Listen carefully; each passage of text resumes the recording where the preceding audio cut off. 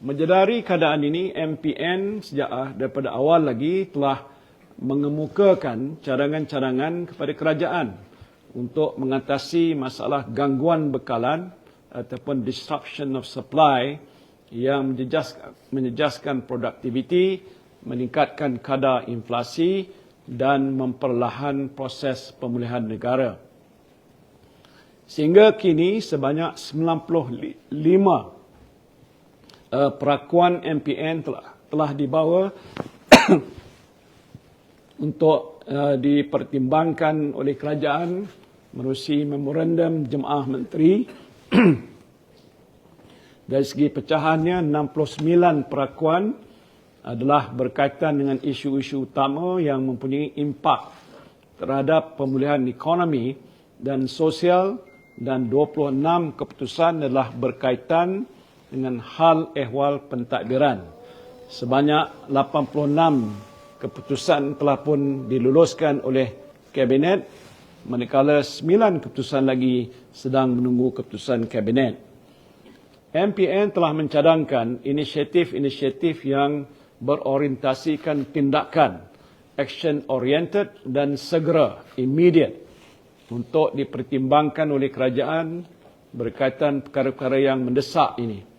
Walaupun Kabinet telah meluluskan 90.5% daripada perakuan-perakuan MPN, prestasi pelaksanaan perakuan ini adalah tidak memuaskan. Daripada 69 perakuan berkaitan isu-isu utama yang saya sebutkan tadi, hanya 16 perakuan atau 23.2% telah selesai dilaksanakan, manakala 30 perakuan iaitu 43.5% masih dalam pelaksanaan, 14 perakuan 20.3% belum dilaksanakan atau tiada maklum balas daripada kementerian ataupun agensi berkaitan, dan 9 perakuan iaitu 13% masih menunggu, yang prestasi pelaksananya adalah tidak memuaskan. Antaranya ialah berkaitan isu, ini kita bincang panjang juga tadi, dalam industri PMKS yang menjejaskan produktiviti dan merencat proses pemulihan negara.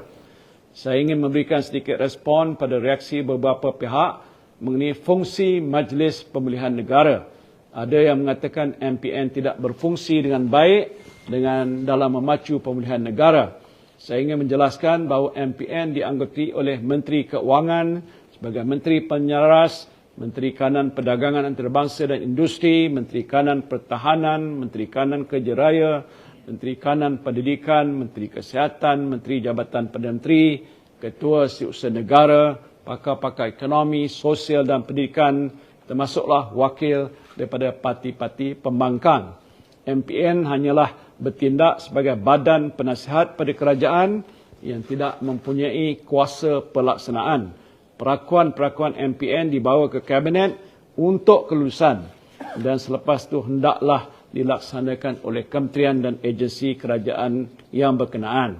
Sebagai pengurusi MPN, saya tidak punya kuasa untuk mengarahkan menteri atau ketua setiausaha kementerian atau ketua pengarah jabatan kerajaan untuk mengambil langkah-langkah tertentu ataupun membuat keputusan tertentu bagi mempercepatkan proses pemulihan negara.